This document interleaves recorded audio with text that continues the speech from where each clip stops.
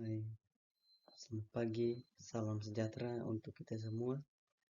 Perkenalkan, nama saya Christian Valentino Futis, kelas A. Di sini saya akan mempresentasikan hasil kerja saya dengan PPT judul konsep mengajar efektif. Jadi baik, di sini materi yang pertama itu konsep mengajar efektif. Konsep mengajar efektif di mana tentu Bapak Ibu guru akan mencari tahu di mana internet tentang definisi mengajar. Jadi kita akan memandang pengajaran sebagai fasilitasi pengalaman belajar murid-murid kita, di mana kita sebagai guru akan melihat dan memperhatikan fasilitas yang ada dalam sekolah tersebut. Jadi tujuan pembelajaran adalah kata kunci penting di sini. Dengan kata lain, pengalaman belajar itu menuju pada suatu tujuan, maka ia menyeratkan suatu perjalanan dari suatu tempat. Itu merupakan suatu tujuan dari pembelajaran. Nah, di sini letak konsep sentral pengajaran efektif, yakni pada tujuan pembelajaran. Secara umum, pengajaran yang efektif adalah praktik Bapak dan Ibu guru terhadap pembelajaran siswa. Secara umum, pengajaran yang efektif adalah praktik yang dimana capaian yang diinginkan oleh seorang siswa tersebut. Yang berikut, kriteria pengalaman belajar. Di sini, sebagaimana telah dibahas sebelumnya, pengajaran bisa dikatakan efektif jika mencapai tujuan yang diharapkan melalui pengalaman belajar yang bermakna. Yang berikut, semua kriteria ini dibentuk oleh berbagai aspek, seperti pengetahuan dan kompetensi profesional, keyakinan dan filosofi, serta sikap yang dilakukan ketika mengajar. Jadi, yang pertama itu membahas bagaimana seorang guru memberikan pelajaran secara efektif kepada murid-muridnya dengan menerapkan pengalaman belajar yang sudah ia lalui, serta kriteria dari berbagai aspek yang akan kita lihat. Ada 4 kriteria.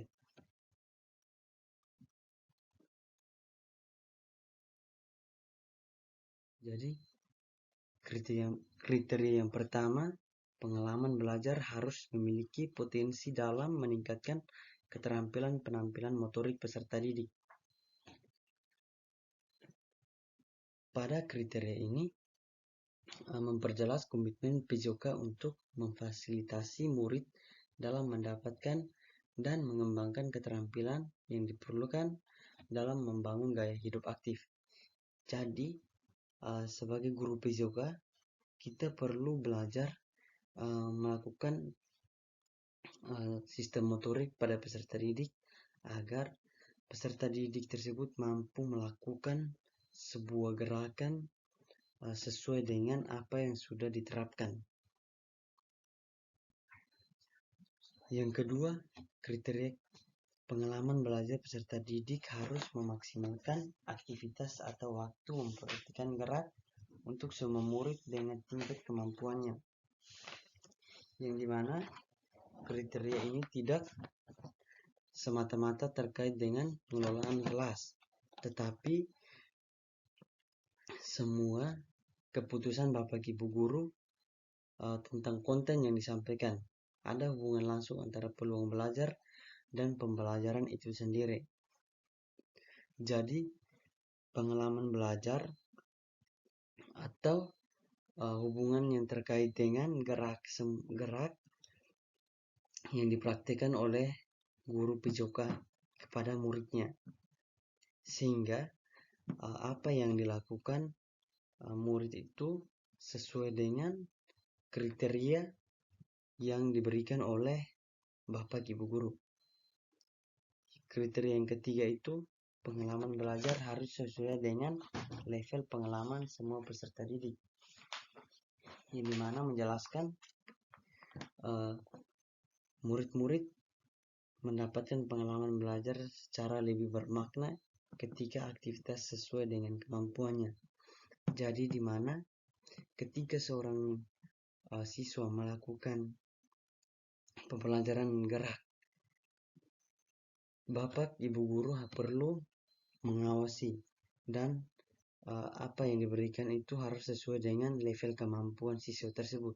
Tidak boleh melakukan sebuah permainan yang dimana sudah melebihi batas kemampuan siswa tersebut.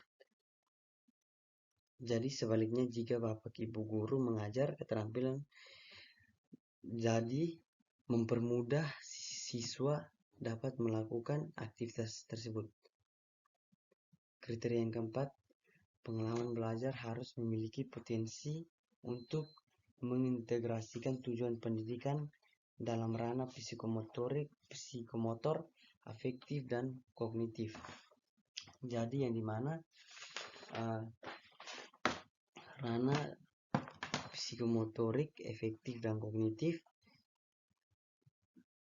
yang kita ketahui kognitif itu adalah suatu gerak yang diberikan oleh siswa agar melakukan gerakan berpindah dari satu tempat ke tempat yang lain. Afektif yaitu gerak di mana seorang siswa melakukan gerak di tempat tanpa melakukan pindah ke tempat yang lain. Dan psikomotor yaitu gerak berpindah secara manual yang dilakukan oleh siswa dalam melakukan suatu aktivitas. Yang berikut kita masuk pada materi yang kedua, penyajian tugas gerak. Pembelajaran kali ini Bapak Ibu guru membahas tentang bagaimana Bapak Ibu guru menyajikan tugas gerak. Jadi ada gerak lokomotor. Gerak lokomotor merupakan istilah sehari-hari anak kita, sekalipun dalam konteks gerak memiliki istilah tersebut. Bahasa kurikulum untuk Bapak dan Ibu guru. Selanjutnya,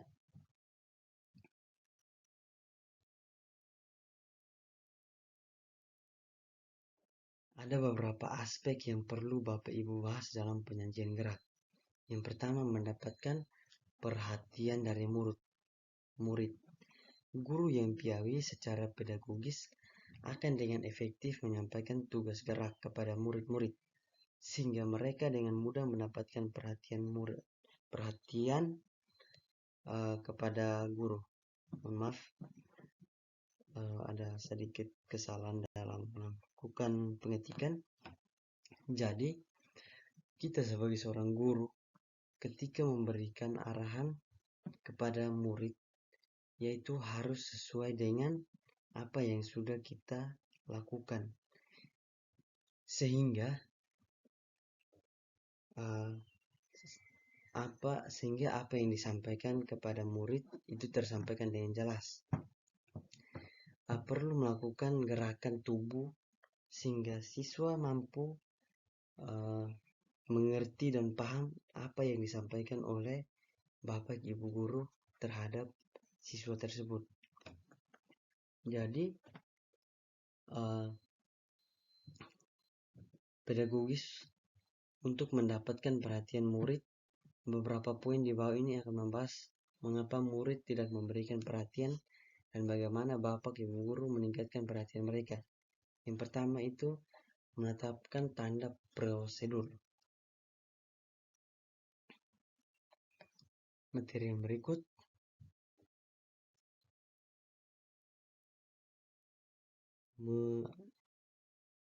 menetapkan konteks, konten, dan aspek organisasi penugasan. Kita semua paham bahwa konten gerak tidak dapat secara keseluruhan disampaikan. Jadi Bapak Ibu Guru menahapkannya sedemikian rupa dari mengenalkan sampai memfasilitasi kemahiran. Yang berikut itu ketiga, memilih mengorganisir isyarat cu atau pembelajaran. Para pakar pendidik jasmani meyakinkan bahwa murid belajar gerak di PJOK melalui syarat pembelajaran.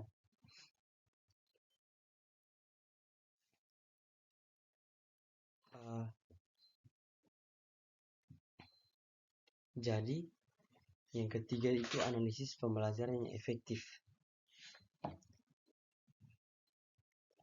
Jadi, konsep pengembangan konten. Salah satu kompetisi pedagogik yang penting adalah bagaimana Bapak dan Ibu memecah konten dan mengurutkannya ke dalam pengalaman belajar yang sesuai untuk murid. Jadi, kebutuhan murid terkait dengan konten tersebut. Nah, inilah yang kemudian akan kita sebut sebagai pengembangan konten, yang dimana siswa perlu mengembangkan potensi yang ada dalam diri siswa tersebut sehingga ia mampu melakukan suatu kegiatan atau pembelajaran sesuai dengan apa yang ditugaskan oleh guru. Adapun seorang guru dalam pengembangan konten akan menunjukkan beberapa karakteristik dan pedagogisnya, yakni yang pertama menetapkan progres ekstensi.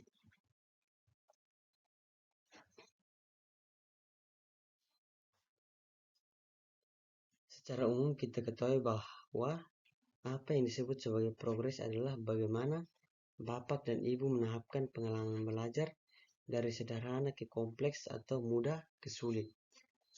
Jadi, di mana seorang guru PJOK itu perlu menerapkan yang namanya pembelajaran dari konteks yang mudah dan kesulit, sehingga mempermudah siswa dalam mengetahui pembelajaran tersebut. Ketika kita memberikan contoh, salah satu permainan itu melakukannya dari yang mudah, sehingga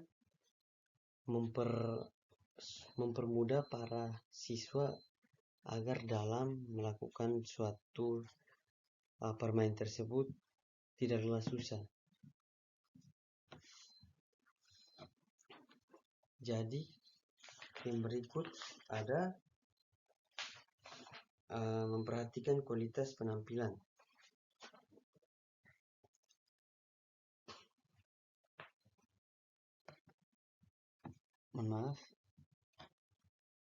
Jadi, guru yang efektif dalam pengembangan konten dicirikan oleh pengajaran mereka yang memperhatikan kualitas penampilan gerak muridnya. Selain itu, Bapak Ibu dapat memperhatikan kualitas pengembangan konten dan menghentikan aktivitas atau praktik murid-murid ketika melihat ada kesalahan atau sesuatu yang perlu ditingkatkan. Jadi, ketika dalam sebuah pembelajaran, setelah itu Bapak Ibu guru memberikan suatu arahan terkait dalam pembelajaran tersebut. Jika ada salah satu siswa atau siswa yang lain melakukan gerakan yang tidak sesuai, maka kita sebagai guru PJOK melakukan introspeksi terhadap siswa tersebut, sehingga ia dapat memperbaiki kesalahan yang sudah dilakukan agar kedepannya nanti bisa melakukannya dengan benar. Yang berikut pengajaran afektif. Dari tugas awal ini, Bapak dan Ibu mengembangkan konten melalui integritas 3 karakteristik tindakan pedagogis. Di sini ada 4. Yang pertama, informasi. Tugas awal dalam progres suatu keterampilan. perlu adanya tugas yang diberikan kepada murid agar adanya pengembangan progres dari pembelajaran. Kedua, ekstensi. Progres kesulitan atau kompleksitas secara gradual, yaitu bapak dan ibu bertindak mengubah kompleksitas atau kesulitan penampilan murid, yaitu perlu adanya kerjasama, adanya pengembangan terhadap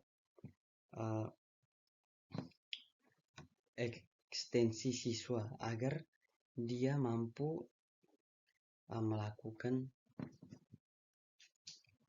tindakan dalam permainan dan keluar dari sistem kesulitan. Yang ketiga, penghalusan. Perhatikan bapak dan ibu terhadap kualitas penampilan murid. Biasa dilakukan dengan memberikan umpan balik. Ketika kita sehabis melakukan aktivitas gerak atau sebuah pembelajaran, perlu adanya umpan balik kepada siswa, di mana umpan balik tersebut adalah guru menanyakan kembali materi yang sudah disampaikan dan apakah siswa-siswa tersebut sudah paham atau belum, sehingga mereka bisa menanyakan kembali apa yang belum mereka pahami. Yang berikut, penerapan, itu pengalaman menerapkan keterampilan dalam keterampilan yang sudah dipelajari. Kita sebagai guru itu perlu menerapkan apa yang sudah kita lakukan selama masa sekolah kita, dari jenjang perkuliahan dari awal sampai akhir, dan apa yang kita sudah dapati perlu kita terapkan dalam sistem pengajaran kita di sekolah nanti sebagai guru PJOK. Materi yang berikut itu konsep umpan balik.